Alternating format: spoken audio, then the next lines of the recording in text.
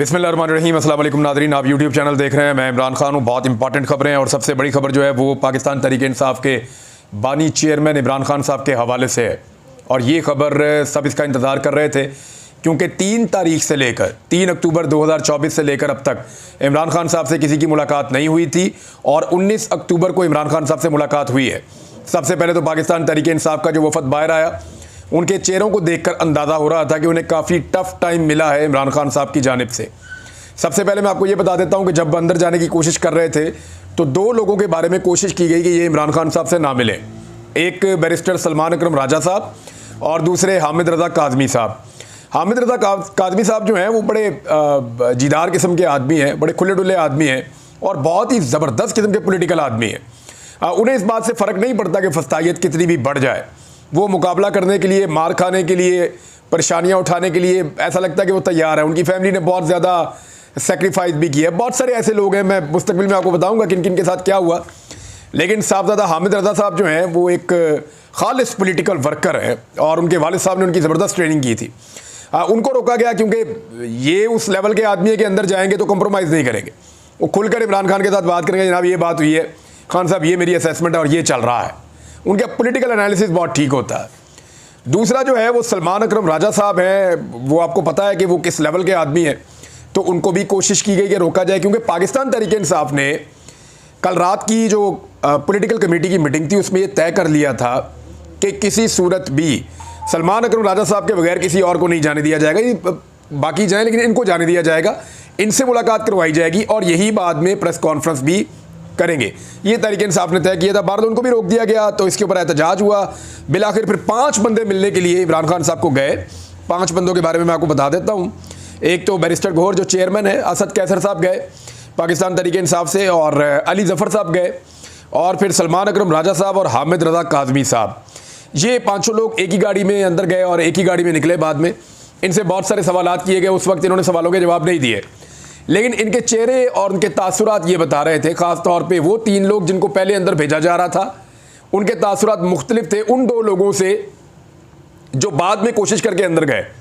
यानी जब सलमान अकरम राजा साहब को रोक लिया गया, जब हामिद रज़ा काज़मी साहब को रोक लिया गया, तो फिर फजलुर रहमान साहब से दोबारा रब्ता किया गया, जनाब हम तो मुशावरत नहीं कर सकते, और ये लोग अपने दफ्तर में जाकर बैठ गए। तो उसके बाद फजलुर रहमान साहब ने गवर्नमेंट को कहा, जी आप आगे बढ़ना चाहते हैं या नहीं, भाई इमरान खान से मुशावरत करनी है, उनके पॉलिटिकल लोगों को अंदर जाने दें। फिर इमरान खान साहब को मिलने के लिए इन 5 लोगों को इजाज़त दी गई। ये गए, जाके उन्होंने तफसीली मुलाकात की। जब बाहर आए तो जो वो 2 लोग हैं ना जिनको हुकूमत नहीं भेजना चाहती थी अंदर, उनके चेहरों के तासुरात कुछ और थे, और वो 3 लोग जो है ना जिनको हुकूमत भेजना चाहती थी अंदर, उनके चेहरों पे ऐसा लग रहा था कि 12 बजे हुए। वो परेशान थे क्योंकि इमरान खान साहब के आसाब बहुत मजबूत हैं और इमरान खान साहब ने उनको बताया कि मैंने जेल के अंदर क्या कुछ बर्दाश्त किया, इसके बावजूद मैं अपने मौक़िफ़ के ऊपर डटा हूँ, और तुम में से किसी ने कुछ भी बर्दाश्त नहीं किया और तुम अपने मौक़िफ़ के ऊपर खड़े नहीं हो रहे। तो अब मैं बताता हूँ इमरान खान साहब की जो अब तक चीज़ें बाहर आई हैं। एक तो इमरान खान साहब ने तस्दीक की मेरी उस खबर की जो मैंने आपको अपने सोर्सेज से बताई थी। अभी कुछ और चीज़ें भी आ रही हैं, वो भी मैं आपके साथ शेयर करूँगा कि इमरान खान के साथ जेल में हुआ क्या क्या है। तफसीलात निकल रही हैं इंशाल्लाह। लेकिन जो पहले मैंने आपको खबर शेयर की थी कि इमरान खान का अखबार बंद कर दिया, टीवी बंद कर दिया, उनके रूम की सफाई बंद कर दी गई, उनकी वर्जिश बंद कर दी गई, उनका बाहर निकलना बंद कर दिया गया, उनके ऊपर बहुत ज़्यादा चेक एंड बैलेंस लगा दिया गया, उनसे कोई बात नहीं करता था, बाहर की कोई इन्फॉर्मेशन उनको मिलती नहीं थी।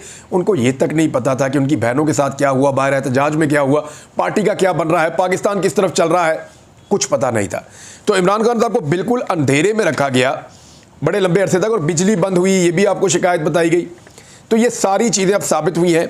इमरान खान साहब ने बताया कि उन्होंने ये 2 हफ्ते जो हैं वो कैसे गुजारे। 5 दिन तक उनकी बिजली बंद रखी गई है।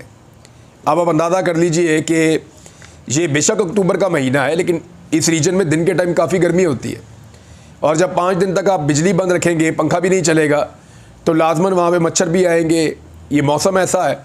तो इमरान खान साहब ने कितनी दिक्कत में ये टाइम गुजारा होगा आप अंदाज़ा कर सकते हैं।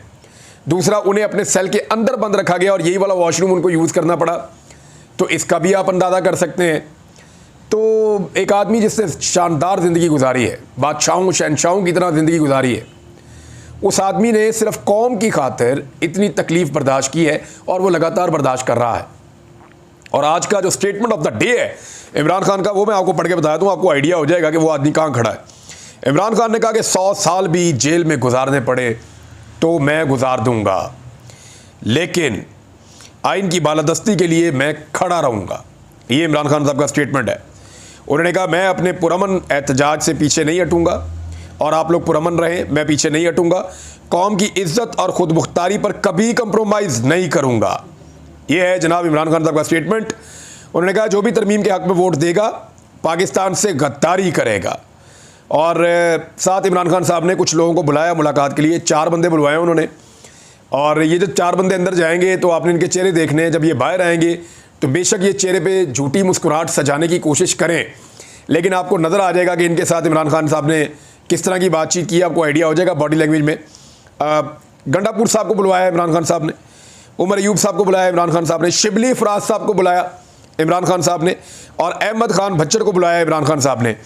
देखिए मुझे जो समझ आ रही है, तो गंडापुर साहब के साथ जो कुछ भी हुआ, इमरान खान साहब, मेरी जो अंडरस्टैंडिंग है, इमरान खान साहब थोड़ा सा अग्रेसिव ज़रूर हैं, लेकिन वो उतनी अक्लमंद भी हैं। वो गंडापुर साहब को बुलाएंगे और उनके सामने ऑप्शंस रखेंगे और उन्हें कहेंगे कि भाई तुम जाओ और जाकर ये बताओ कि तुम्हारे साथ क्या हुआ, यानी इन हक़ाइक़ को अब खोलना शुरू करो। तो गंडापुर साहब को अब फ्रंट फुट पे आना पड़ेगा। इमरान खान साहब ने गंडापुर साहब को गालिबन इसलिए बुलाया है। उमर अयूब साहब क्योंकि अपोजिशन लीडर हैं, तो उमर अयूब साहब को बुलाया कि कौमी असम्बली में अपने अराकीन को कैसे कंट्रोल करना है, और शिबली फराज साहब को बुलाया कि सेनेट के अंदर आपने अपने सेनेटर्स को कैसे कंट्रोल करना है। अब तक जो सबसे पुअर परफॉर्मेंस रही है वो शिबली फराज साहब की रही है, क्योंकि MNAs तो बहुत हद तक महफूज रखे गए हैं, उनमें बहुत सारे लोगों ने रोल प्ले किया है। शेख वकास अकरम ने बड़ा इंपॉर्टेंट रोल प्ले किया है MNAs को बचाने के लिए। हामिद रज़ा काज़मी साहब ने बड़ा इंपॉर्टेंट रोल प्ले किया, और सबसे ज़्यादा, अब मैं खुलकर आपको बताता हूँ, इस नौजवान को शायद आप ज़्यादा नहीं जानते, लेकिन अब आप इसको जान लें, इसकी शक्ल पहचान लें। अगर ये आईनी तरमीम, यानी पूरी रियासत बमुकाबला मैं कहूँ ये आदमी सबसे ज़्यादा जोर लगा रहा था, तो इसके चेहरे को पहचान लें। इसका नाम है शाहिद खटक। इसने एक MNA को और एक MNA की फैमिली तक को इसने प्रोटेक्ट किया खैबर पख्तूनख्वा में। अपने तमाम दोस्तों के घरों को इसने खोला, अपने तमाम जानने वालों के वसाइल इसने इस्तेमाल किए। खैबर पख्तूनख्वा गवर्नमेंट से मदद मांगनी पड़ी, वहाँ मांगी, जो करना पड़ा इस आदमी ने किया। और ये बंदा पिछले तकरीबन 1 महीने से सो भी नहीं पाया।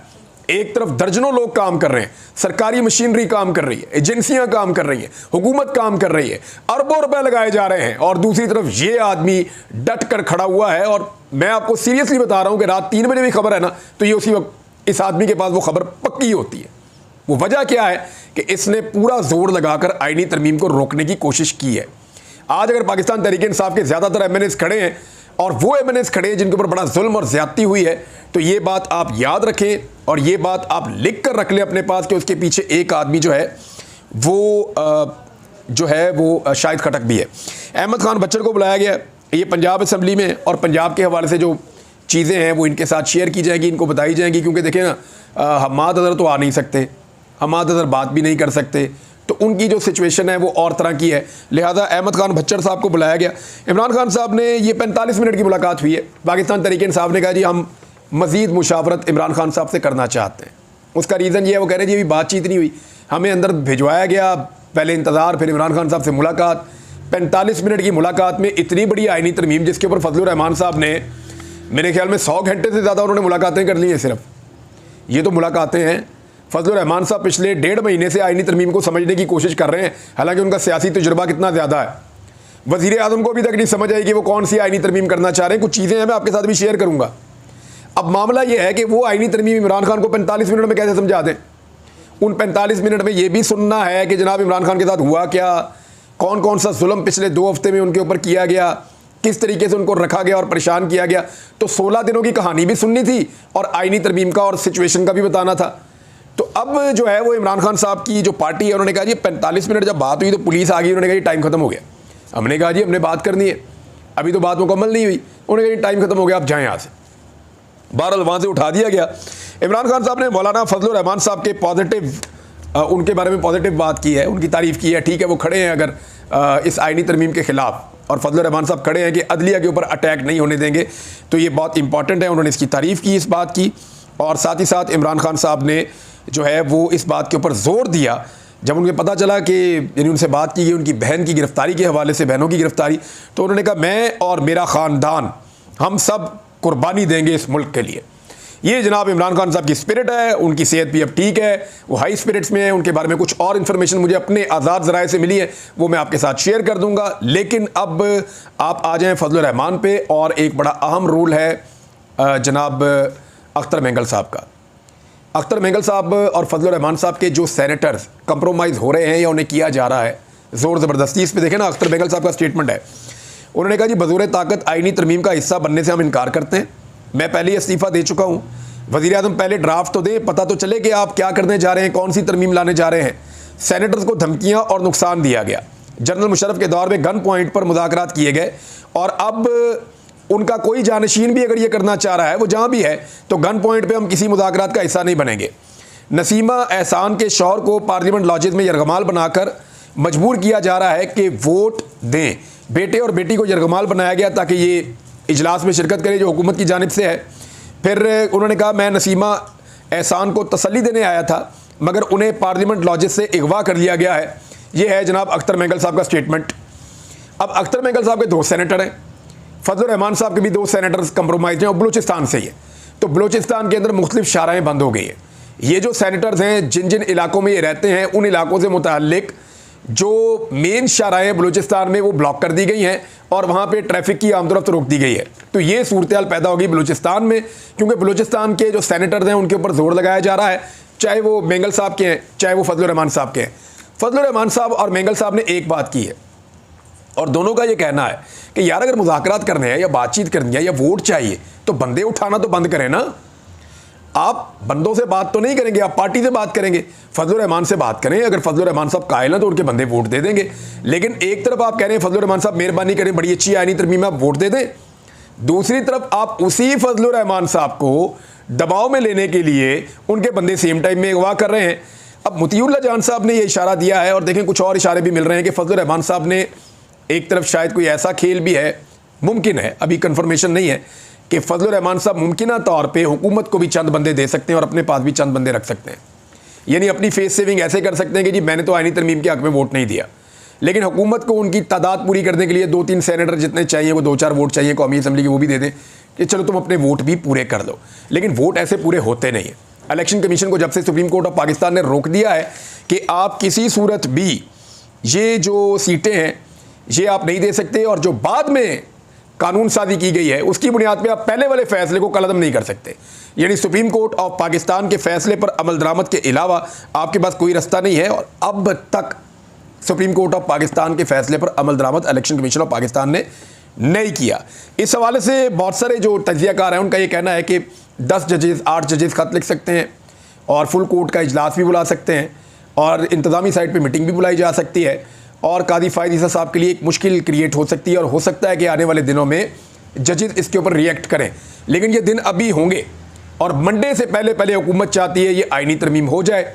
उसकी वजह यह है कि मंडे को 8 जजेस दोबारा सुप्रीम कोर्ट ऑफ पाकिस्तान में पूरे हो जाएंगे, जिनके फैसले पर अमल दरामद नहीं हो रहा। तो वो एक नई सिचुएशन क्रिएट हो जाएगी। और ख़ास तौर पर याद रखिएगा कि जो प्रैक्टिस एंड प्रोसीजर कमेटी है, जो ये फैसला करती है कि बेंच कौन सा बनेगा और बेंच की नौयत क्या होगी और कौन सा केस किस बेंच में लगेगा, उसके अंदर एक तरमीम की गई थी सदारती ऑर्डिनेंस के ज़रिए से, जिस पे जजेस ने तहफ़्फ़ुज़ात का इजहार किया था। अब ये मामला अगर खुल जाता है तो 63A पे कादी फ़ायद ईसा साहब ने जो किया वो भी कलअदम हो सकता है। बहरहाल इस आईनी तरमीम में इंपॉर्टेंट चीज़ें जो हैं, मैं वन लाइनर आपको दोबारा बता देता हूँ जो चीज़ें होने जा रही हैं जिनको रोकना है। नंबर 1, अपनी मर्जी का जज चीफ जस्टिस लगाएगी हुकूमत, अपनी मर्जी का जज लगाएगी चीफ जस्टिस। नंबर 2, आईनी बेंच अपनी मर्जी का बनाएगी हुकूमत, यानी अपनी मर्जी के जजों को मिलाकर एक आईनी बेंच बना देंगे, वो जज इनकी मर्जी के मुताबिक आईनी केसों के फैसले करते रहेंगे। नंबर 3, जो जजेस हैं उनके तबादले किए जाएंगे एक अदालत से दूसरी अदालत, जो जज पसंद नहीं उसको उठा के कहीं दूर दराज अदालत में वहाँ फिकवा देंगे। इंसानी हकूक़ का खात्मा हो जाएगा इस आईनी तरमीम के ज़रिए से, और मिलिट्री कोर्ट्स जना वो सिविलियन का मिलिट्री ट्रायल शुरू हो जाएगा। आर्मी चीफ की तौसी, यानी उनकी मुद्दत मुलाजमत में अगर तौसी करनी है या एक्सटेंशन देनी है, ये वाला मामला, और अगर आर्मी चीफ को उनके उहदे से हटाना है, बरतरफी वाला मामला, ये इख्तियारात वज़ीर आज़म से लेकर वज़ीर आज़म को फारिग कर दिया जाएगा, और एक ऐसी कमेटी को ये इख्तियारात दे दिए जाएंगे जो कमेटी वैसे ही एक फूंक की मार है, यानी वो कमेटी तो आप समझ लें बराए नाम ही है। यानी ये इख्तियारात पूरे के पूरे वापस उन्हीं के पास चले जाएंगे जिनको ये इख्तियारात चाहिए। तो सूरत हाल जनाब ये बन जाएगी। अब फजल रहमान साहब ने और अख्तर बेगल साहब ने कहा जी पहले साढ़े बंदे वापस करो, तो उसके बाद फिर हम आपके साथ बातचीत करेंगे। ये है जनाब सूरत हाल। जिस तरमीम के लिए पहले से ताकत का इस्तेमाल किया जा रहा है, जोर और ज़बरदस्ती की जा रही है, आप अंदाज़ा करें उस तरमीम के अंदर कितनी मेलाफाइडी होगी, कितनी बदनीयती होगी। ये सारी चीज़ें जो हैं वो अब देखनी पड़ेंगी आपको। इमरान खान साहब ने फ़िलहाल तो इनको ट्रक की बत्ती के पीछे लगाया। पाकिस्तान तहरीक इंसाफ कह रही है जी हमें इमरान खान साहब से मज़ीद बातचीत करनी पड़ेगी। और ख्वाजा आसिफ ने कहा जी कौन से बंदे अगवा हो रहे हैं, जो बंदे अगवा हैं उनके नाम बता दें। तो ख्वाजा साहब मैं अगवा हूँ, सबसे पहले मेरे से तो पूछ लें मुझे कौन उठा के ले गया था, मेरे से तो पूछ लें कि मैं कहाँ अगवा रहा हूँ। आपके चीफ जस्टिस ऑफ पाकिस्तान में ज़रूरत नहीं है कि मुझे बुलाकर पूछे कि मुझे कौन उठाकर ले गया था और मैं कहाँ पे अगवा रहा हूँ। नंबर एक। नंबर दो, ख्वाजा साहब मैं आपको नाम दे देता हूँ MNAs के, और MNAs से मेरी बात हुई है। MNAs ने मुझे अपने मुंह से बताया 7 MNAs पाकिस्तान तहरीक इंसाफ के जिनको अगवा किया गया था सितंबर की मिड में ताकि आईनी तरमीम करवाई जा सके। अब अगर आपने नहीं मानना तो एक अलग बात है। आपके मुखालिफ जो उस्मान डार और उमर डार है ना, वो दोनों भी अगवा हुए थे। ज़रा उनसे पूछ लें उनके साथ क्या हुआ था आपके अपने हलके के अंदर, और आप उनकी वालदा से इलेक्शन भी हारे हुए। तो ख्वाजा साहब जो है वो झूठ पे झूठ बोल रहे हैं। बहरहाल बिलावल, इसहाक डार, मोहसिन नकवी, जरदारी, शहबाज शरीफ, ये सारे मौलाना फजल रहमान साहब के घर के चक्कर लगा रहे हैं। और पाकिस्तान तहरीक इंसाफ ने एक प्रेस कॉन्फ्रेंस भी की है। अब तक की जो सिचुएशन है नादरीन मैंने आपके साथ शेयर कर दी है। हुकूमत टाइम को बढ़ाती जा रही है, यानी पहले इजलास पहले बुलाया था, फिर बाद में, फिर 3 बजे, फिर 7 बजे।